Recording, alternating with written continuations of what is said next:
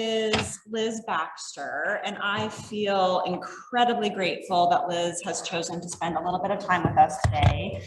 Liz is the CEO of the North Sound Accountable Community of Health. About half of us are EDs and the other half are CEOs. Liz was hoping to be here in person, but then ultimately felt like it probably wasn't the best idea to travel throughout the state to get here. So Liz is going to lead us for our first agenda item today. And I just want to read a little bit about who Liz is. The North Sound ACH works to advance health, equity, social justice, and well-being across 5 counties in the northwest corner of Washington, which sit on the traditional homelands of the Coast Salish people. Liz has spent her career in executive positions that build bridges between complex policy discussions and the public's desire to understand and weigh in on these issues. She often plays the role of translator of technical knowledge for those who don't live inside the policy world. Liz is an innovative disruptor, and I can attest to that, of policies and strategies, working to create spaces where power is shared, especially by those who most often have not had the experience of influencing decision makers. What I shared when we sent out the agenda today is that we're going to build on the conversation we had last year at the retreat around equity and focus in on a specific area of equity, targeted universalism. And Liz is the best person to be here to talk about this. And Liz, I wish I could turn the camera around so you could see when we look at you, behind you is this beautiful view of Puget Sound in the swim bay here, and it's the trees are green, the sun is shining, it's just gorgeous behind you. So we look forward to staring at the screen with you. That's so awesome. Can you take a picture of it and just text it to me? That'd be fantastic. I will. Okay, you ready for me? Yes. So thank you. Just really grateful. I so wish I could have been there with you in person. The view, the whatever it is that's hidden somewhere, the Easter egg thing. I'm not a big competitor, so I probably would have skipped the whole competition piece. But just the notion of being able to further this conversation and doing that with OCH, it's really just an honor for me to be doing that. As Celeste said, I'm coming to you from Bellingham, so the traditional homelands of the Lummi and Nooksack people, and we have been doing this work since 2014. So our ACH was one of the first ACHs to get stood up. And it has been, and several of you mentioned this, I love the notion of this being a vision, a higher vision for like a community to come together and do work differently. And, just also appreciate the invitation coming from Celeste, because there are times when I need a kindred spirit somewhere in this navigation of healthcare, public health, and what's happening here in the state of Washington. And there are just so many pieces with OCH that North Sound kind of feels like we've got this like additional extension of our team quite often around communication and strategy and data. And so we think of us as kind of being separated by this body of water, but definitely connected.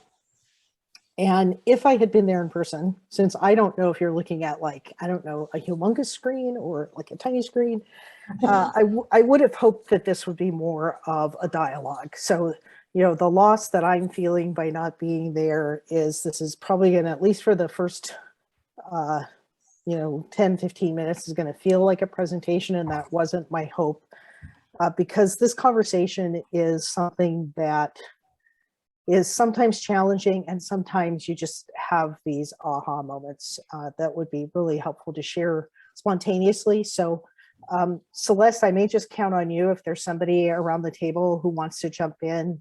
Just please let me know, because I'm happy to share these slides. I'm happy to not use them. I'd really like this conversation to go where it feels the most valuable to you and your board. So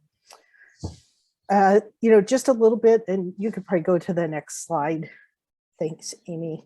That North Sound is 5 counties, 8 tribal nations. 2 of our counties are separated from the mainland by bodies of water.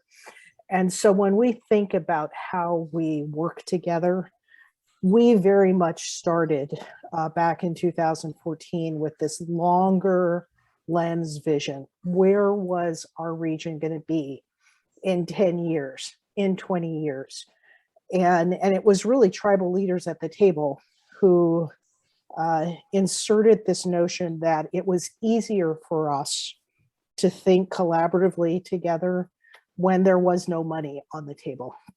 And that when the first dollar appeared, our challenges would be really different. So from 2014 to 2017, we had this focus on improving health, looking at population health, community health, long term. And the statement that sits on this slide is the result of probably 3 years of talking about equity and targeted universalism. And our board adopted this statement last December. And they decided to step out of, for those of you I'm sure have been in the, is this a mission or is this a vision kind of conversations. They instead said, we're not going to call it either of those things. It is now our purpose for existence. And so this is our job. The task for North Sound is to create a just and inclusive culture and the necessary conditions for all community members to thrive.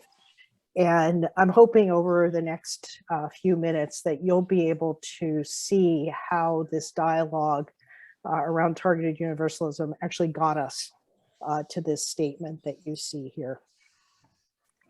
So next slide, please. As I said, we started with this focus on public health, the population's health, community health.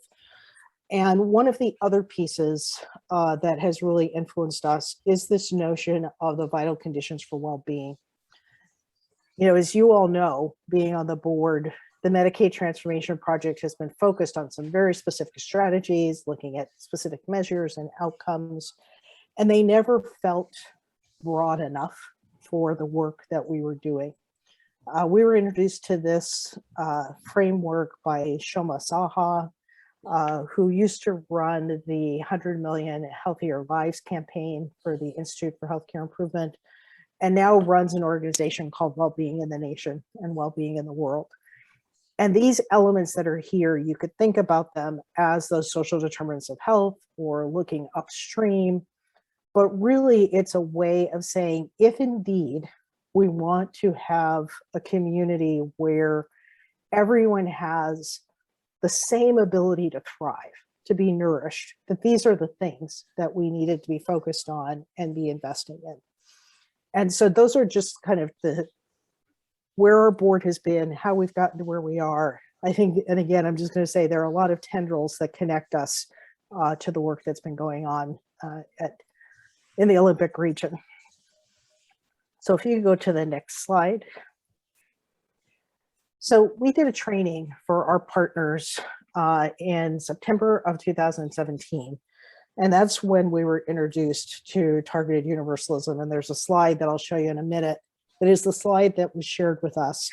And our team said, like, this is like a visual that we've been looking for. It's not this slide, just so you know. But, you know, part of what we did during that partner meeting was to describe the progression of moving from discussions about fairness to discussions about equality to equity. And we then began to see this other progression that was occurring, that was talking about targeted universalism and then othering and belonging, and just how those elements, that progression was influencing how things were occurring. And if you also recall, 2017 was just also a period of also kind of, we had a new president, we had changes in the administration, we had things that were happening across the planet that were really unsettling, governments unsettling our communities at the local level. And so this visual tried to give us a way of distinguishing what happens when you exclude people. So it's easy to see exclusion is keeping people on the outside of a circle. and that there had been probably 15, 20 years of diversity, equity, and inclusion strategies, creating DEI elements within our organizations that got us to greater diversity, but it didn't always get us to this notion of people actually being in the mix and feeling like they belonged, whether within organizations or within communities. And so John Powell, who leads the Othering and Belonging Institute at UC Berkeley, has really been one of the leaders, he and his team, in trying to talk about how do we get to communities where everyone feels a sense that they belong. And that belonging is not colorblind. It's really about how do we take people who are often excluded from processes, power, position, decision-making, and how do we create scenarios where those same people have the ability to co-design, co-create, make decisions about what's happening and what's going to impact their communities. And power is a really big deal. And so when John tries to give an example, he'll sometimes use this slide and just talk about hosting a party, and that, you know, you have exclusion because there's some people who get invited to the party and others who don't get invited to the party. And you can make your party diverse by inviting some new people to the party, but they're still coming into a situation where the menu is not changed, the location has not changed, the other people who are invited have not changed. You might not even actually have those folks interact, but they should feel kind of honored because they've been invited to the party. But if you want to get to a place where people feel that they belong, you do things like, and potentially this is what you're doing in this amazing new space that I'm hearing about that I can't wait to see, that you change the location. You actually move to places that people might not have had the experience of being. You are hosted by different partners. You change the dialogue, you change the food, you allow people to actually be a part of co-creating. What should this new gathering look like? That's where people begin to feel that they have a sense of belonging. They're not just invited to the same, and I'm going to use examples, the same school board meeting, the same city council meeting, the same county commissioners meeting, but actually not being included. They're just there because they've invited, someone has let them in the door, but the dynamics and the power that occurs within those meetings hasn't actually changed. And there are ways to think about changing what that might look like. So next slide, please. And so what John has described is that instead of thinking about diversity and inclusion, that we actually start to think about othering and belonging. And this quote from him is really that his team sees that othering has been part of the challenge of the 21st century. He sees it as the problem that we need to be organizing around and trying to fight against. And that 10, 20, 30 years ago, we could see of the civil rights movement, the women's rights movement, the indigenous rights movement, where people were making progress. There were actually decisions being made that were making things better. And then something happened, or a series of somethings happened, that became a shift that we're still recovering from and probably reverberating with. And the next slide, if you go to the next slide, is just like some of the ways that we have begun to other people. We see these groups as being somehow a threat to me, a threat to you. And so this notion of othering is that we will take any identifying kind of organizing piece, and we're going to make that group be marginalized from whatever it is that we think is somehow the group that I want to have advantage. And it's not about individuals.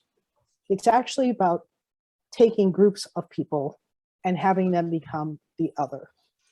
And that marginalizing results in less power. So we live inside of structures. So I'm sitting here in Bellingham, but I'm operating within my own board. that determines what I get to do and what my scope is, how narrow, how broad it is. I'm operating within a contract with the healthcare authority who determines how narrow or how broad that is. We all kind of operate within our own structures, but those structures also become a part of us. So we are situated differently. Celeste and I both, running an ACH, there may be times when I ask her to carry a message to the healthcare authority because somehow she has more influence. There may be times when she asks me to do that because there's the appearance that I have more influence, that we're all situated differently within these power structures. And so how we actually get to understand and leverage the relationships that we have with institutions within those power structures is really significant when you think about othering. And so in the last year, you obviously have watched race, class, skin color, ethnicity, age, all of those things kind of play a role that lead us to the leaders, the determining factors of who's making decisions on behalf of us and our communities. I was actually thinking about this just this past weekend, watching the women's tennis final at the US Open, and how fascinating it was to watch these two young women competing. And the only safe denominator for them to talk about was their age. There was no ability to talk about the fact that they were both multinational, multiracial, both had Asian factors in their family and their background.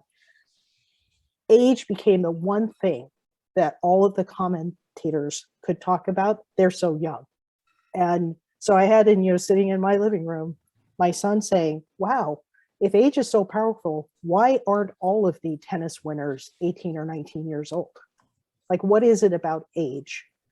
But instead, what they decided is that age was the way that they would other those two young women. There was something unique about them because of their age.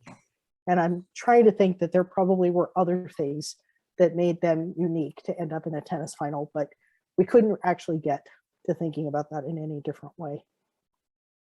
And so as we try to figure out what's the change that we'd like to influence, we have to just think, are we trying to change something within existing structures? Or are we actually trying to change the structures themselves so that we can actually get to a place where people are not othered, they're actually coming together and they're being connected? And you can go to the next slide. As you all will see, there's not a lot of content on my slides, but they're just really more, I hope, to kind of evoke some thoughts for you. And so as we think about, I probably would go back to, why is equity different than equality? That the opposite of othering, of separating people, is not treating everyone the same. It is actually about, how do we get to a place where belonging is what we're after? And it doesn't mean trying to have folks assimilate. It doesn't mean that we want to actually take the same approach and use it with everyone. It actually requires what John would refer to as bridging strategies instead of breaking strategies. And we're so used to breaking. And again, I may just use election politics as an example, where when we're in elections, the whole notion is to make us afraid of another candidate, afraid of what they're bringing, afraid of who they are, afraid of what their background is, afraid of who their supporters are. And so elections have become incredibly partisan because we try to break people apart instead of trying to find the issues that they hold in common. What is the value underneath that we are trying to get folks together to talk about? And I don't envy the folks who were talking about the vote on public health and masking and all of that you described as you were doing your introductions. It's another breaking strategy to try and figure out, what is it that separates us as opposed to what is it that connects us. If you could go to the next slide, that'd be great. And I'm sure that this is a visual that you've seen in the past. Really has been used widely, and it's typically used to show the distinction between equality and equity. That equality is you give everyone the same group of resources, you treat everyone the same, and it will advantage some, it will disadvantage others. And on the other side, you have equity, which takes that same body of resources and it distributes them differently than the image on the left. The challenge with this is that it's assuming our goal is to have everyone be out in center field, looking over a fence, staring at a baseball game that they couldn't get into. We've used our resources, we have redistributed them without recognizing that we've still somehow limited access. And it doesn't help us figure out, well, wow, what if they actually wanted to get a job in here? What if they actually wanted to play on one of those teams? What if they wanted to own one of those teams? Instead, we've accepted the fence is an immovable object, and we're going to try to actually make everyone be able to see over that fence. If you go to the next slide. So this is another vision, kind of like if you were looking at in front of the fence, behind the fence, that if indeed our goal was how the first visual shows equity, it would look like the top of this other visual. Everyone has the ability to look over the fence. But if you look behind the fence, what you realize is, oh my gosh, not only have we taken the short stool and the tall stool, but there are other structural factors that might be getting in the way. And that, this is really a representation of everybody should, use public transportation. Well, that's really great if public transportation is close by. Everyone should do, walking 10,000 steps today.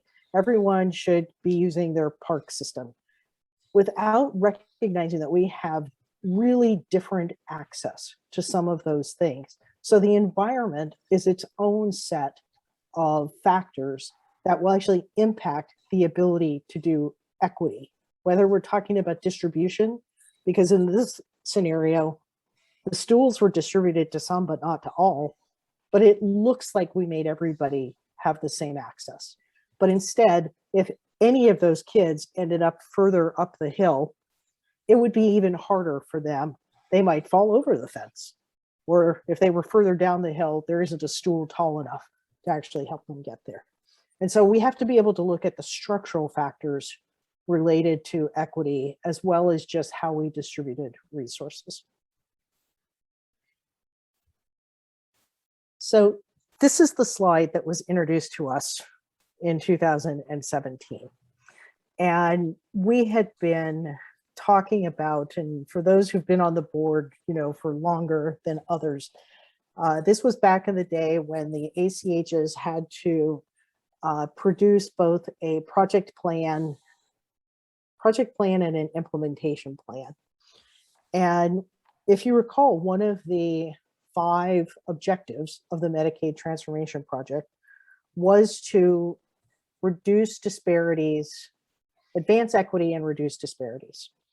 And part of the reason why our team was looking for something is that there was absolutely nothing in the Medicaid Transformation Project toolkit that held us accountable for that 5th element, that 5th objective of advancing equity. And so this slide actually shows you on the one side, the typical way that we approach equity is we pick a tool, we pick a strategy, and we use that single tool to try and elevate progress. So on the one side, you have probably people who are, let's just think about, you're trying to improve the school graduation rates from high school. And someone has the most awesome evidence-based model or tool or strategy, and you say, my school district is going to adopt, object A. And you do that knowing not everyone will succeed when you implement project A. But it's really cool. And at the end of the day, you might move your graduation rate from 68% to 74%. There are some high school students who have gotten better at high school graduation. But at the end of the day, you also then don't look and see, well, in order to get to that 74%, I wonder if anybody their numbers got worse. And so targeted universalism says, wow, if my goal is I want every high school student to be able to graduate from high school, how do I actually allow for different strategies for different populations, different students within my school? I don't actually need one strategy. I need multiple strategies. Because if my goal is high school graduation, I have to figure out what will it take to understand what every child in my school system needs in order to have them all graduate. And so we saw this, and the healthcare authority probably got really tired of North Sound pretty quickly because we put this everywhere in our project plan. We said everything that we do, we're going to use targeted universalism in those strategies. And they were, I don't know, humored at first, intrigued second, and now I finally think that they're starting to kind of sort through what does that mean. So if you go to the next slide. So what it takes to do targeted universalism is actually just a series of steps. And there's probably nothing magical in this series of steps that Celeste and her team have not done. But it's really, how do you go, I'm going to find what is that goal? And of anything on this, defining the universal goal is the hardest element. And what you do, once you do that, you're going to base that goal on your data. What do you know about the counties in the Olympic region? What do you know about the tribes in the Olympic region? What do you know about assets that are in place in your region? You're going to measure the overall population, but you're also going to look at your subpopulations. Like, what is different about what's occurring there? You're going to look at those population segments, geography, because I know that you've got just also geography challenges and assets across your region. You want to try and understand, like, what is it that makes something viable and possible in one part of your region and perhaps another. And then you try and say, we're all going to try and reach this universal goal. But here is a set of strategies. How do we actually take that set of strategies and try to plug in? We're going to use this strategy for kids who are raised in households where English is not the first language. We're going to use this strategy for kids who are in really rural and remote areas of the region, while we might use a different strategy for folks who are sitting in the more populated centers. And the notion is that you leave no one behind, right? So there's not an issue of, oh, you're just focusing on the Latinx population, but you're leaving the English-speaking kids behind. The answer is no. You have a strategy for those kids who are well set, strong family structures, who are sitting in your major geography areas, your population centers. You're going to have strategies for them too. They just may be different strategies than what you might need for other populations.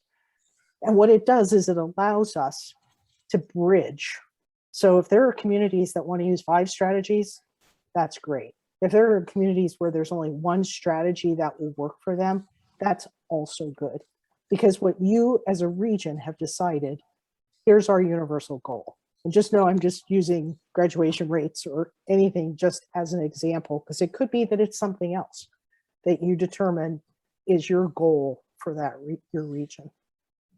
And what it does is it moves us to a place where once you see that everyone has the kind of a pathway to reach that universal goal, you're also increasing your sense that everybody belongs. There isn't anybody that you've said, I know this strategy isn't going to work for you, but it's the strategy that we found funds for, that we're invested in.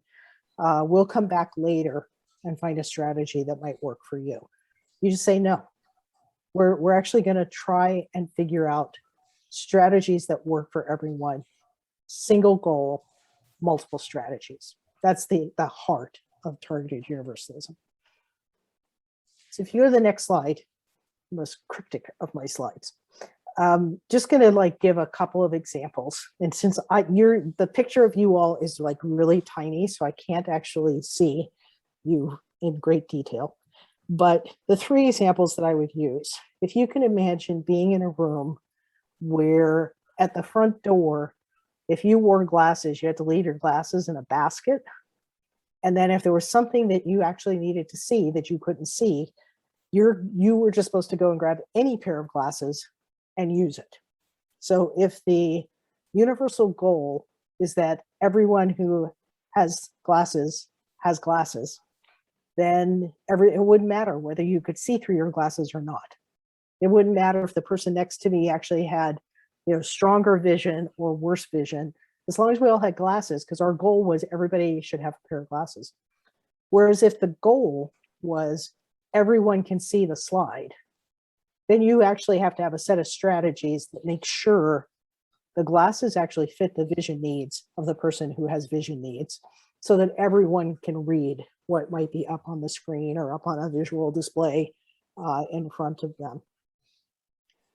You've probably all been in rooms where there's a microphone available and someone stands up with a very loud, articulate voice and says, "You all can hear me. I don't need to use the microphone," and proceeds to not use the microphone. And so in targeted universalism, you would actually say, "We're not exactly sure what the hearing capacity is of people in the room, so could you please use the microphone? That will assure everyone can hear." It isn't about whether some people can hear you. It's about whether we've actually created a scenario using this electronic device so that everyone can hear. I know that I have been in a lot of rooms where folks opt not to use the microphone, whether it's because a microphone is uncomfortable, it's not, like they just don't feel like it's necessary, without realizing there might be 1 or 2 or 5 people in the room who cannot hear without the use of that amplified device. And so even something as simple as that can make the difference between everyone feeling like they belong, everyone walked in the room knowing they'd be able to hear what was going on, versus not. And it's, as long as most people can hear, we're good. And, the last example I'll use, and it may not be the best one since, we're all supposed to be like being more active and all of that, but it would be the number of times that you walk into a building and there's a sign on the elevator that says, "Better health means don't use the elevator, use the stairs." And if you can imagine that there are folks who have, not only folks who might be using adaptive devices, a wheelchair or walker, but there might be people who just have bad hips, bad knees, where the notion of walking up 2 or 3 flights of stairs is physically challenging, if not impossible to them.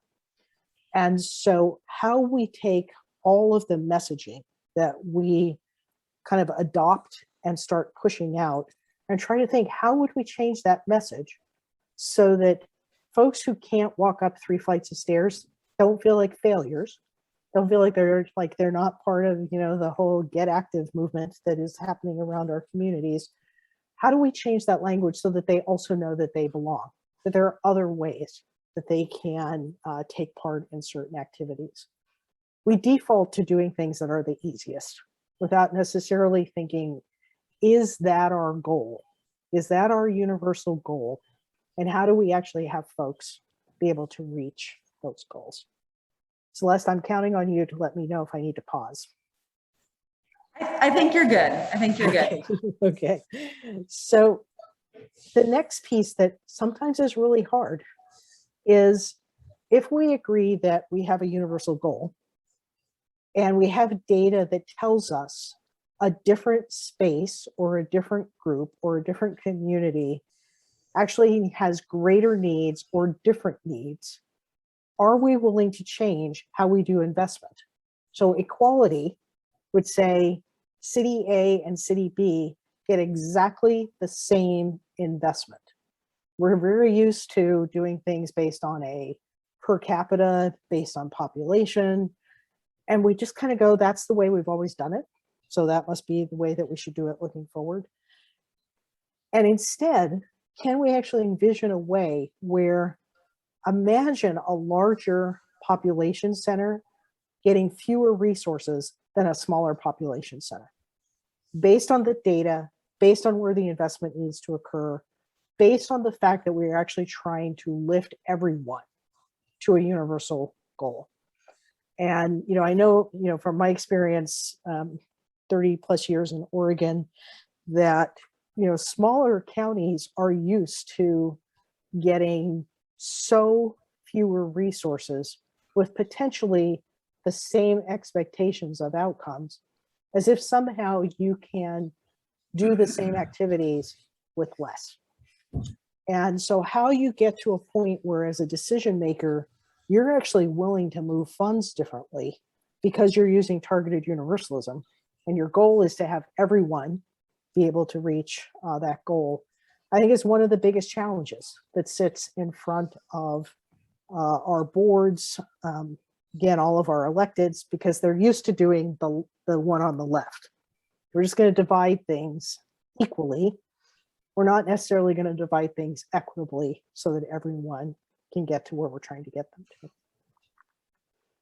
And go to the next slide. Thank you. And so part of this notion of like whose stories are we telling, whose voices are being heard, how do we look for who's left out, is part of that like step one of targeted universalism. How do we get the data that we need? How do we actually figure out how to expand so that we're being more inclusive in how we are ferreting out our stories and doing these things well? And, one example that I was going to share, which, I apologize if my examples don't sound like they have anything to do with health and healthcare, but they are about how we can bridge conversations. There was I think it was like a state senatorial election in Montana. And for the first time, an environmentalist was trying to run for the state Senate. And everyone said, like, there's just like no way. Montana, like the state that doesn't have a speed limit, like rugged individualism here in Montana, and you are going to be crushed.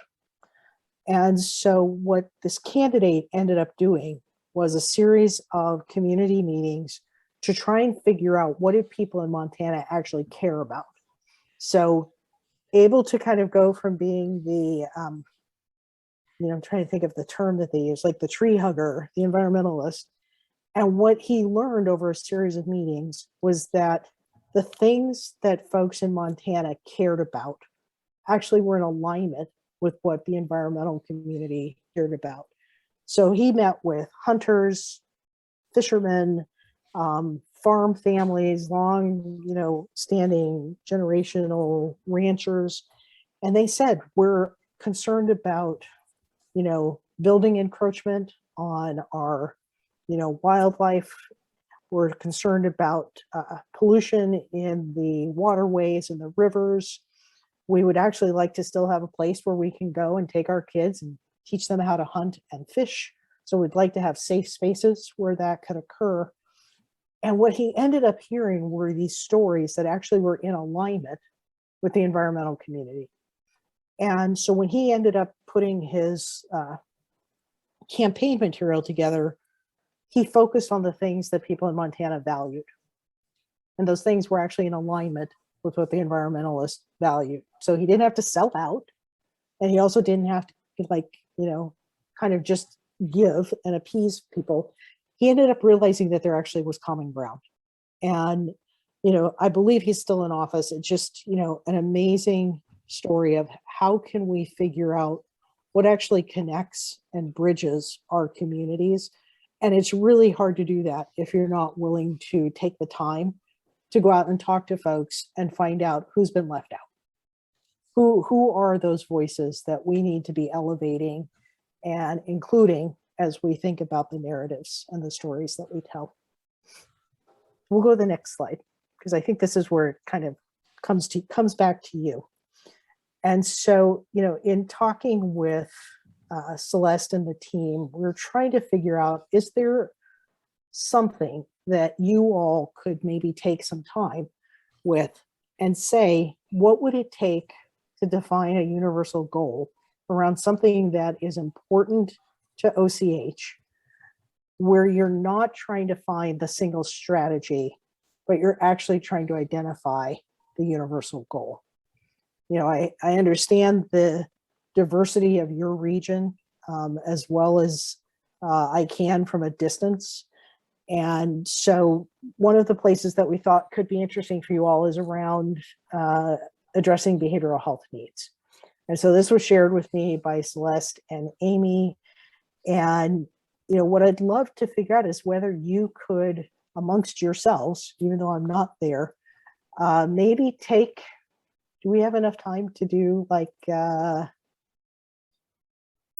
minutes even, Celeste? Yeah, we have about 10 minutes in total. So All right, however you great. want to use it. Yeah. Yeah, I would love to have you all, however you can physically safely distance yourselves. If you could divide into maybe 3 or 4 groups and just see how you might brainstorm a universal goal related to behavioral health in the Olympic region. And then I'll just hang out here, but because I would love to hear and perhaps like plagiarize whatever it is that you come up with. But, you know, just like how we can get out of the space of necessarily hyper focusing in on what it is you want people to do, but instead try and figure out what it is what's the goal for your region around behavioral health. So if you were to perhaps leave the next slide up, which has the questions of, you know, kind of this notion of how you get to that universal goal. Yeah, let's come back in like 5 minutes. So here's what I heard. I was trying so hard to listen. It was too hard because all the mics are.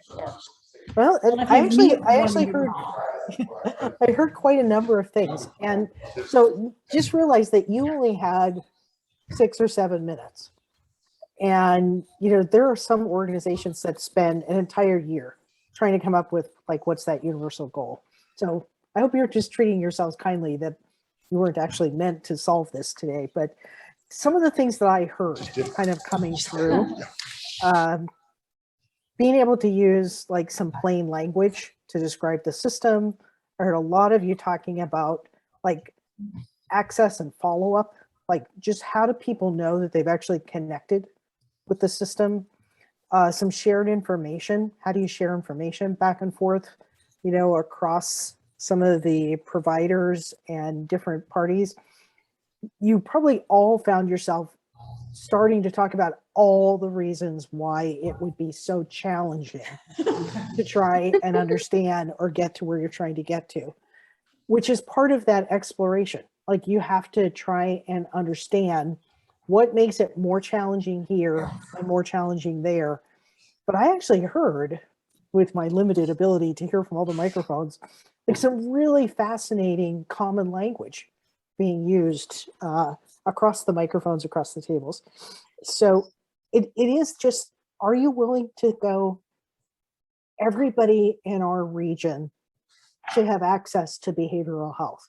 You don't even have to get to the when they need it at the right time with the right provider, but like right at the moment, do you have like a goal of that?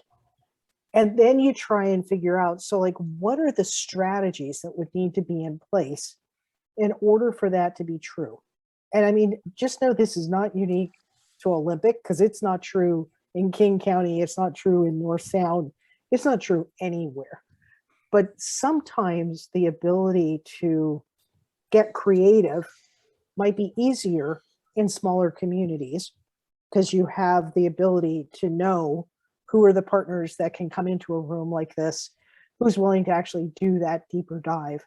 But you actually had surfaced like some things that could become that universal goal that you would then do your strategies around. The strategies could be like the workforce strategies or the multiple languages strategy or the rural remote strategies.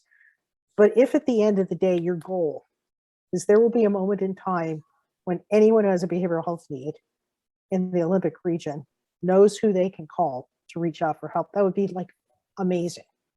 So it's that kind of a process to get you to, the goal doesn't have to equal your strategy. The strategies come out of whatever it is that you identify with the goal. So I actually heard more than I thought I was going to hear with all of you talking, which was kind of cool. But you know, I know that this was just a kind of putting your toes in the water kind of thing around targeted universalism. And would just love to think that there are ways that our two regions can partner and continue to share resources as they surface. It has been like such a joy working with Celeste and the Olympic team. And I probably will end where I started. I wish I was in the room with you because I think I've left my zip code 4 times since March 13th of last year. And just the notion of like going somewhere was so amazingly appealing. It was going to be like my 2021 vacation was going to spring. So I wish I could have been there with you all, and just so appreciative of your commitment to your region and the work that's coming out of the Olympic Community of Health. Because we borrow a lot of stuff from Celeste and her team. It's been pretty amazing. Thank you, Liz. We appreciate you.